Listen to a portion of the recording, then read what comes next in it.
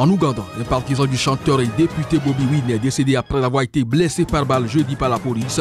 L'incident est survenu lors d'une manifestation en soutien à l'opposant inculpé pour trahison.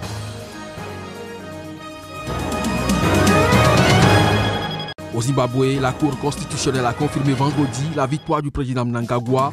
Le président réélu s'est réjoui de cette confirmation et a appelé ses concitoyens à la paix et à l'unité.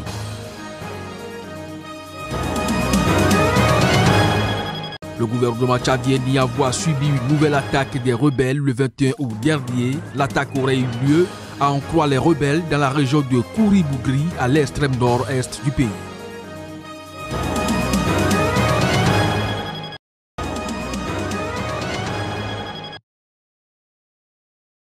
L'incident s'est déroulé à Bukalamouli, la ville de Bobi Wine, à quelques 120 km à l'ouest de la capitale Kampala. Selon des témoins, la police est intervenue pour dissuader des manifestants qui brûlaient des pneus au milieu de la route. Un homme s'est précipité chez lui, a pris une hache et une machette et a chargé les policiers qui ont tiré pour se défendre et l'ont blessé. L'homme a été emmené en urgence à l'hôpital pour des blessures par balle, mais il est malheureusement décédé, précisent les mêmes témoins, assurant que le policier impliqué avait été interpellé. Il s'agit là de la troisième personne tuée depuis le 14 août lorsque des partisans de l'opposition avaient jeté des pierres sur le convoi du président Museveni durant la campagne pour une élection partielle à Arua au nord-ouest. Dans les échauffourées qui avaient suivi ce jour-là à Arua, la police avait ouvert le feu et tué le chauffeur de Bobi Wine. Le chanteur avait ensuite été arrêté et inculpé jeudi de trahison. Sa détention a déclenché des manifestations en début de semaine, notamment dans la capitale Kampala. Un supporter de football pris pour un manifestant par la police avait par ailleurs été tué dimanche à Nitiana, à l'ouest de Kampala, par les forces de l'ordre qui avaient ouvert le feu sur des partisans de l'opposition. Âgé de 114 ans, Yoweri Museveni est au pouvoir depuis 1986. Il a récemment fait supprimer la limite d'âge pour être candidat à la présidentielle, se donnant la possibilité de se représenter en 2021.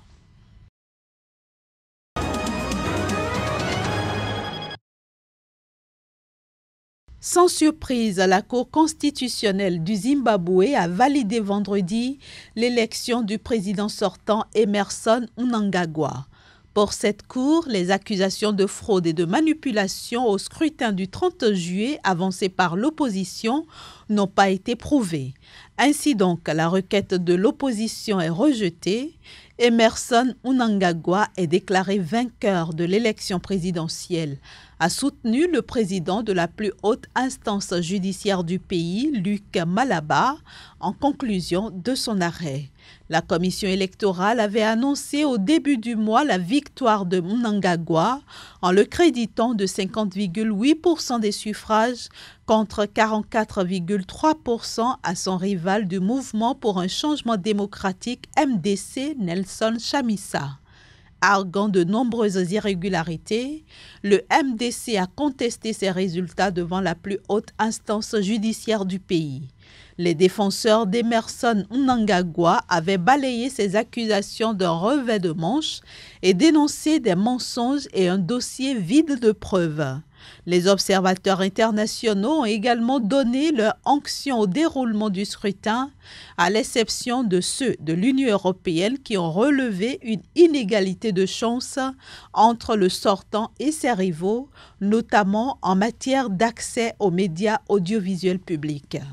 Pour leur part, les analystes avaient largement anticipé la validation des résultats du scrutin et jugeaient très faibles les chances de succès de la requête déposée par l'opposition, laquelle requête a provoqué le report de la cérémonie d'investiture du président Mnangagwa prévue le 12 août. Sa victoire désormais confirmée, cette cérémonie va se tenir d'ici dimanche.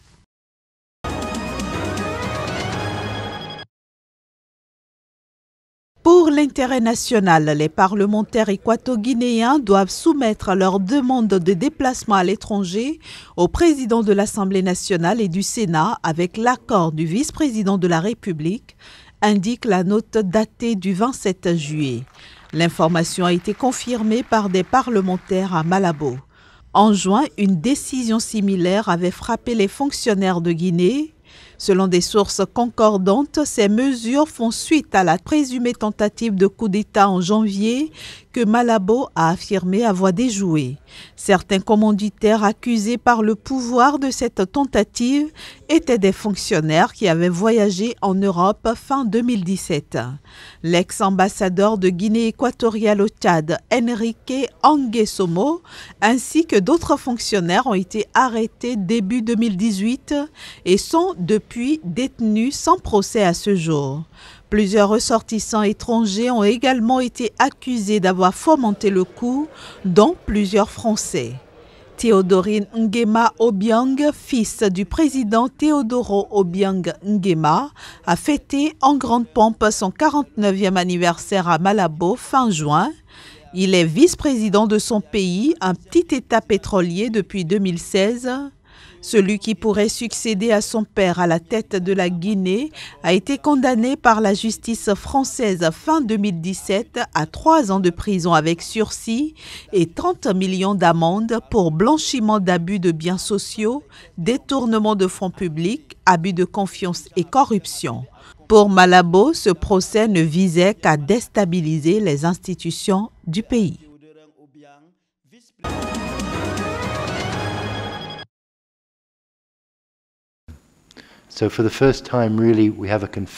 Pour la première fois vraiment, nous avons un cas confirmé dans une zone de très forte insécurité et c'est vraiment le problème que nous avions anticipé et dont nous avions peur.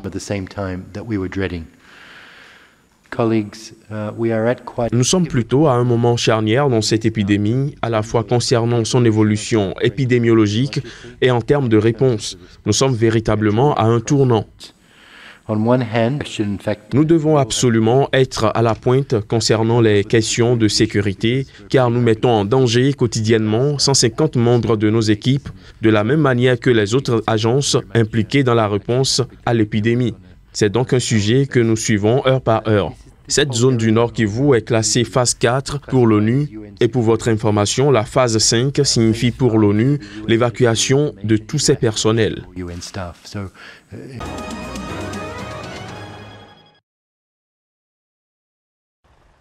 Un communiqué de la rébellion affirmait quelques jours plus tôt que la région de Kouri-Bougri, à l'extrême nord-est du Tchad, a été la cible d'une nouvelle attaque le 21 août dernier. Une déclaration réfutée par les autorités du pays au lendemain de la diffusion du dit communiqué.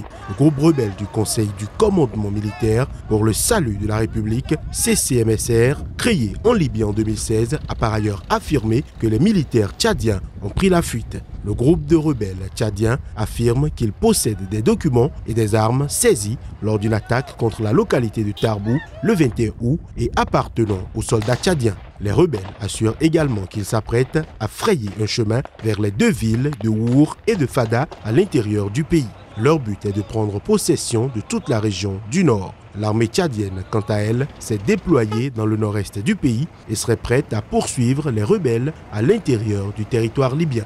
Déjà le 11 août dernier, le groupe rebelle avait revendiqué l'attaque de Kouri-Bougoudi, située dans la région désertique du Tibesti qui attire des orpailleurs de différentes régions du Tchad en raison de ses ressources aurifères. L'armée tchadienne a lancé le 16 août une intervention aérienne et terrestre pour nettoyer les localités aurifères de Kouri-Bougdi et de Miski après un ultimatum de 24 heures aux populations locales sommées de quitter les lieux.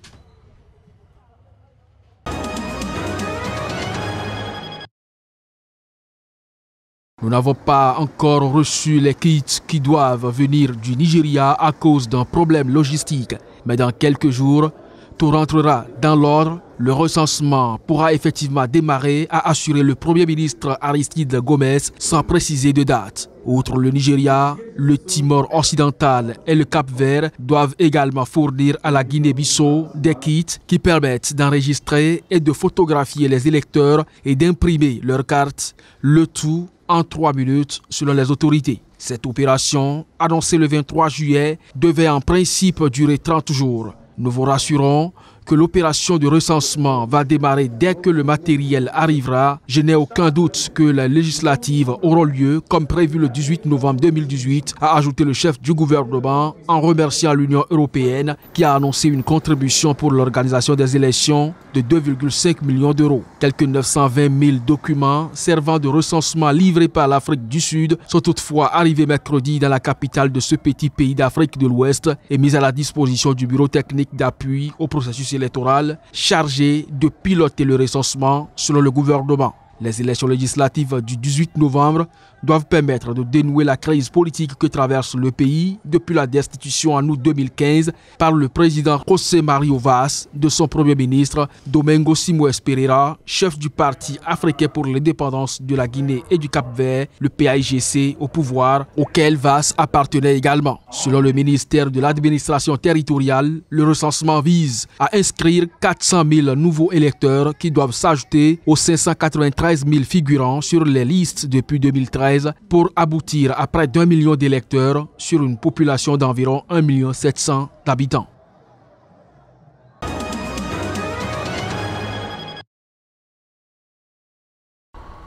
« 116 migrants entrés clandestinement mercredi en Espagne au cours d'une expulsion collective ont été renvoyés vers le Maroc.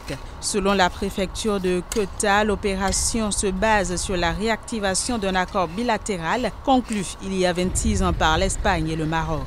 Elle évoque donc un procédé administratif de remise au cas par cas qui comprend une identification dans des locaux de la police des migrants informés de leurs droits avec l'assistance juridique nécessaire. Du côté des défenseurs de droits de l'homme, on dénonce une énorme violation des droits humains par le gouvernement espagnol. En octobre 2017, la Cour européenne des droits de l'homme avait déjà condamné l'Espagne pour avoir envoyé immédiatement et collectivement vers le Maroc, et ce sans aucune décision administrative ou judiciaire, des migrants arrivés dans l'enclave espagnole de Melilla.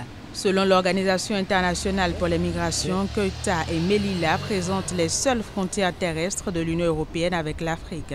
Depuis le début de l'année, quelques 3100 migrants y sont entrés. On estime à plus de 25 000 le nombre de migrants arrivés par la mer en Espagne en 2018, faisant de ce pays la première porte d'entrée de l'immigration clandestine en Europe, devant l'Italie et la Grèce.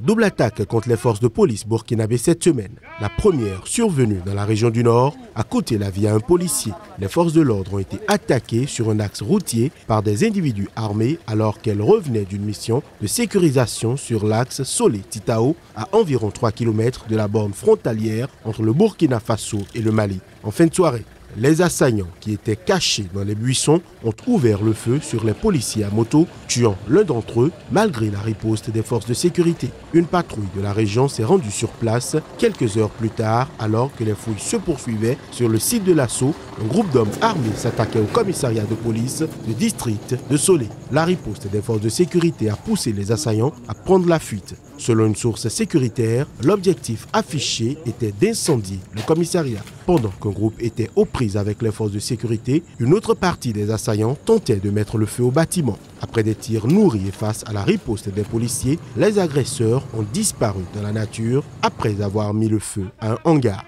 Les enquêtes en cours permettront de savoir si ces deux attaques sont l'œuvre d'un seul et même groupe. C'est la deuxième fois que le commissariat de district de Solé est attaqué. En octobre 2017, des individus armés avaient provoqué des dégâts matériels et l'incendie du domicile du commissaire.